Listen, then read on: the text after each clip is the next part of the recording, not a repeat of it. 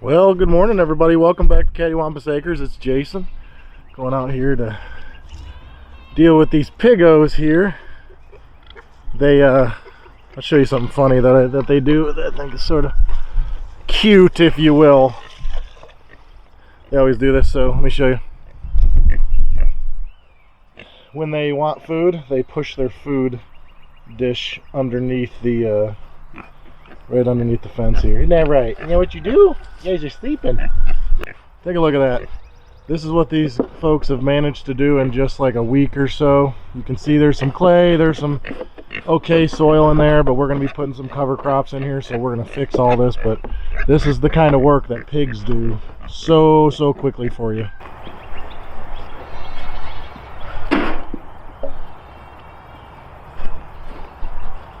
So I think this is a pretty good view here. You can see our big garden out there. This is our new plot that the pigs have so graciously tilled for us. And then I think what we're going to do is we're going to go over, I don't know, maybe 10 feet or so over in this direction. We're going to put us another 30 by 30 plot here. Because if you garden, you know the importance of rotational planting. You don't ever want to plant the same family of plants repeatedly year after year in the same area. So you'll get the same pests and they'll just increase tenfold each time, and so just not a good idea. So we're going to have a rotational thing here. You can see back here how great the tillage radishes are doing since we've been having this warm weather. They are starting to go to flower, but it is to the point where we are going to be cutting those and tilling those very soon, probably today, and you'll probably get to see that because we have some plants we have to get in the ground. But let's take care of the rest of these animals. Morning. Morning. Is that time already? Is that time already? Time for a new bale?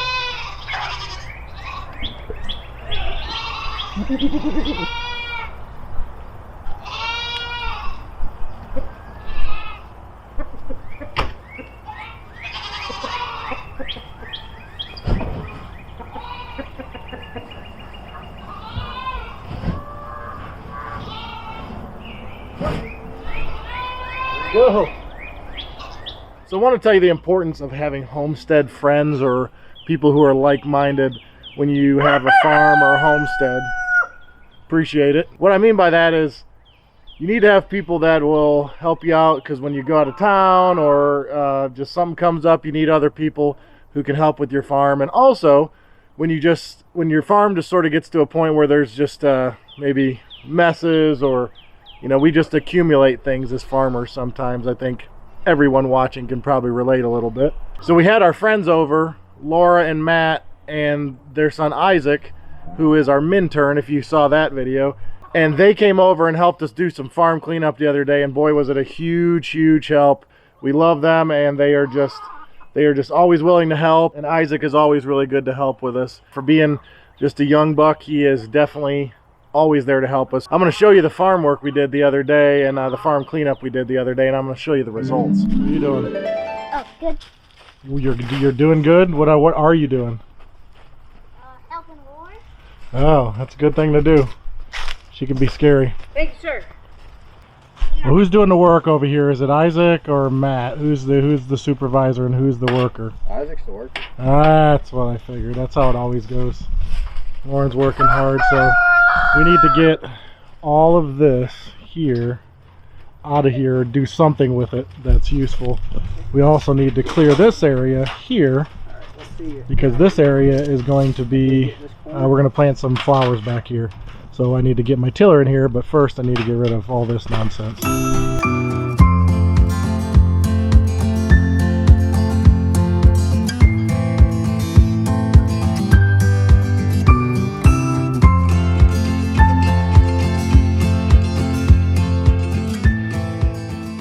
Well, it sort of worked. We're going to have to do some work in here, either with a shovel or skid steer or something, because we sort of leveled it out a little bit and fluffed it up, but we still got some pretty big wallows from when that big old stinking pig was here. Watching me run that tiller, this old stinking tiller, through all this hard and soft ground is ridiculous. Looks like a clown show. Pretty cool, huh? They really helped us out a lot. We just sort of accumulate things over time that we don't have any need for, whether it's something the kids randomly found in the woods or it's something that, usually me, that I was saving for a time that I didn't end up needing. Let me show you what we ended up with after that. Well, we had a disaster over here, and now we have this area where we have things that we can actually use, neatly organized here, so we can come and get a gate, get some hardware cloth, some kind of shelves, expanded metal, all that stuff if we need it. So that really helps, and we have it here at the back corner of our property so we can use it whenever we might need it. Then we have some PVC over here, we have some more metal, some T-posts, so we got a really good thing going here. I'm out here with my seed trays, and they are looking great.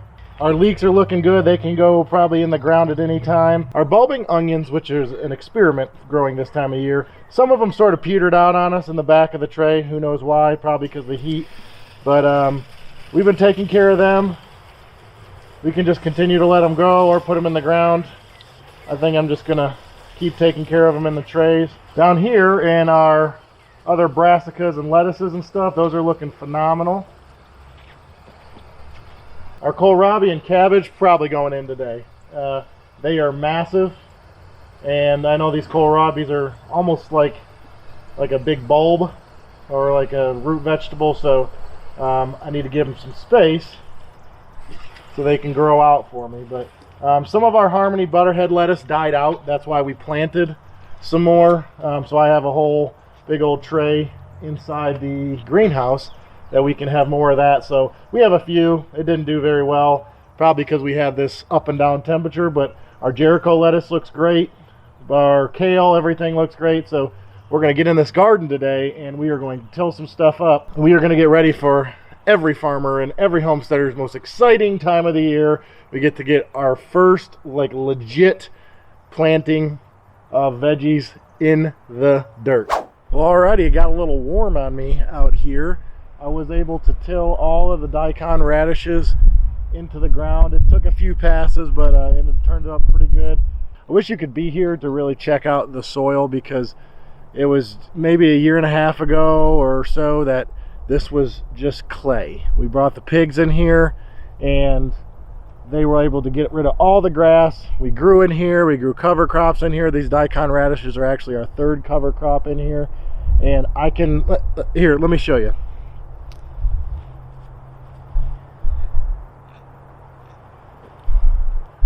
The radish right there. But this I just reached in and grabbed this up.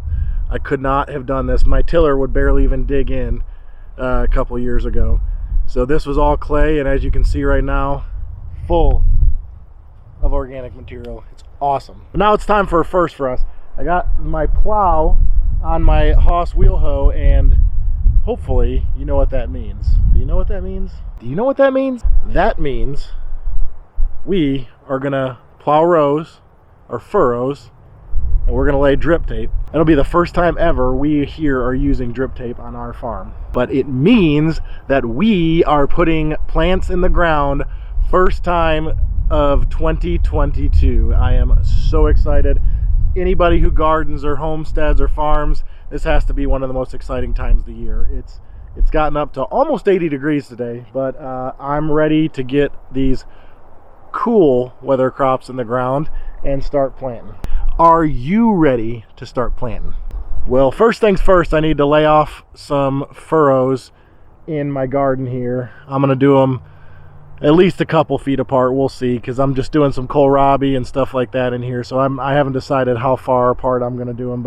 And I need to get my mainline tubing run all down here along the side of the garden there. And after my mainline tubing's run, we're gonna connect up some lines, stretch out some drip tape, and we're gonna cover it up after we switch our plow set around, and we will cover these up, and we will have drip irrigation for the first time ever. I'm so excited, so excited.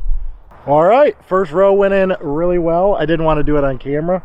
I'm gonna be honest with you, I was afraid I was gonna embarrass myself, but it went well. I made my first furrow ever with my double wheel hoe. You are here to see it. I promise I didn't do it twice. I also have this stick I made, and this is just a piece of 1/2 inch PVC, and I use it to plant corn sometimes, but also it's got 4 inches, 6 inches, 1 foot, 18 inches, 2 feet, and the whole thing is 3 feet.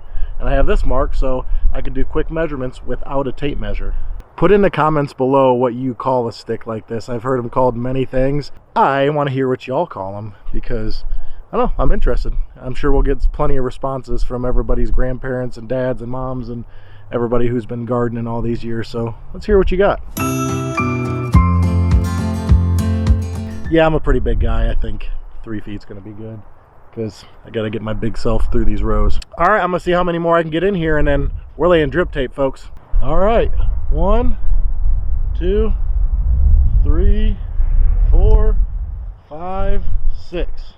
6 rows, that's a good start. I am now holding 1,640 feet of drip irrigation. This is the 8mm drip tape.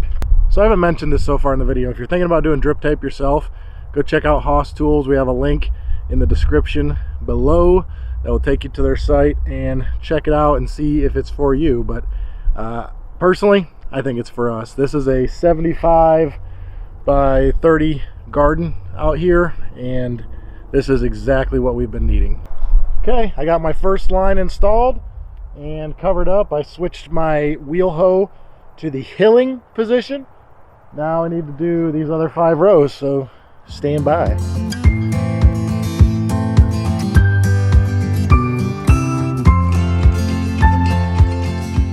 Well, it's gotten pretty dark out here. I guess not dark, but pretty dusky. And my plan was to take you through here and plant some of these rows out, but we just ran out of time. And I don't know if you're noticing anything on me. It's not a shadow. We had a geyser over here. This thing right here was literally shooting straight up in the air. That's not how drip tape's supposed to work, if you were wondering.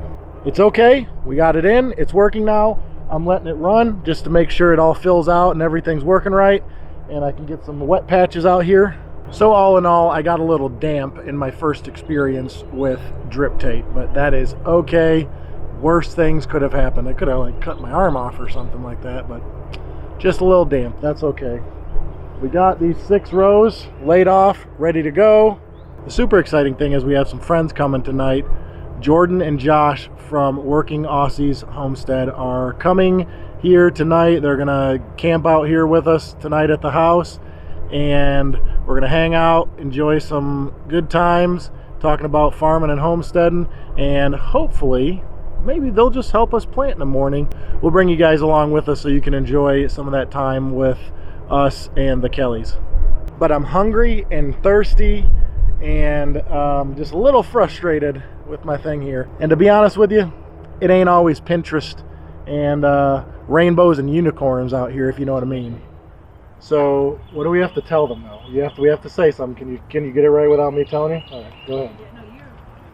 When you're homestead, you're home fed. That's right. So don't you forget that. Remember to hit the subscribe button down below and the bell right next to it so you can keep up to date with everything we're doing here on the farm. And if you like this video, give us a thumbs up because, of course, how could you not give this a thumbs up? Let's just be honest here. And share this video with all your friends. But other than that, I guess we'll see you guys next time.